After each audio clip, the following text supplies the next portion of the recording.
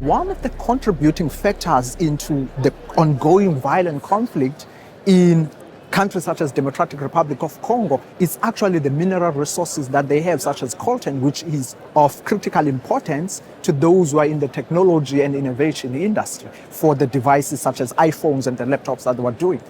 And the problem that I have with the international community is the inability to investigate and ask key critical questions and follow where the resources that they use to develop these devices, where do they come from? To investigate what is their human rights standard, for instance. In the countries where coltan comes from, such as the DRC, what is actually happening in those countries?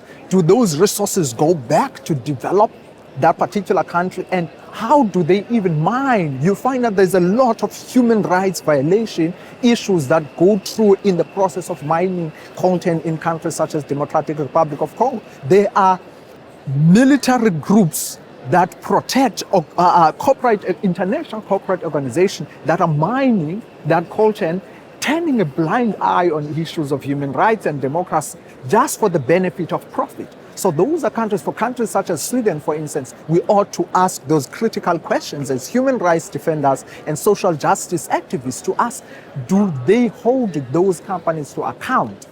And do they even investigate how the conditions of the people in the mines, the conditions of the people in the communities? If you go to Eastern DRC, there's a vicious cycle of violent conflict, but the mining of coltan continues unabated despite human rights violation.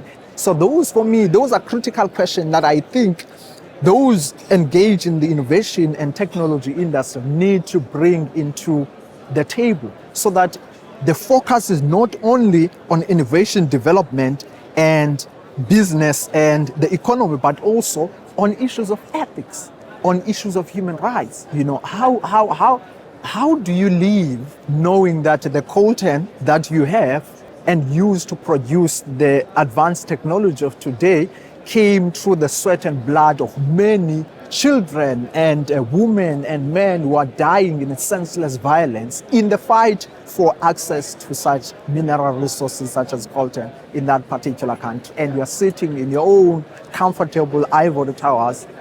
Sweden, not to say Sweden is the only country involved in that, and you decide to turn a blind on the injustices that are happening in that particular country. So for me, those are some of the key questions we need to ask, and the citizens of Sweden, they need to ask those corporate organizations and to investigate where do they get this coltan and what is their human rights record? What's the human rights record of those particular organizations? So follow up on the supply chain, ask the difficult questions. Precisely. I think we have that responsibility, and we owe people at least that responsibility to follow up on the supply chain and ask those difficult questions on the human rights record of such organizations that are mining coltan in countries such as Democratic Republic of Congo. And this is not to say, of course, we are entirely putting a blame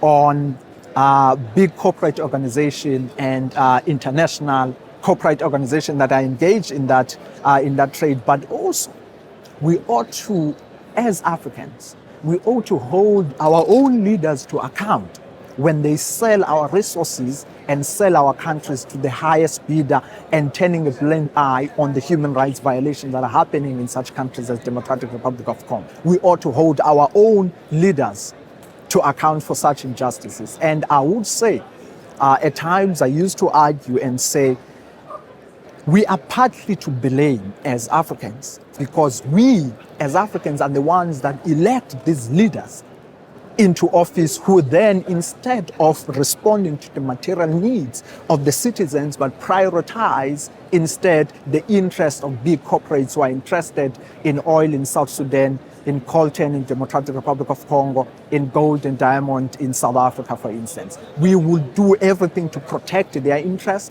than protecting the needs, the material needs of our own people. So therefore, we are partly to be blamed as Africans for such injustices, because we fail to hold our leaders to account. Thank you so much for taking your time. Thank you. Thank you. Thank you.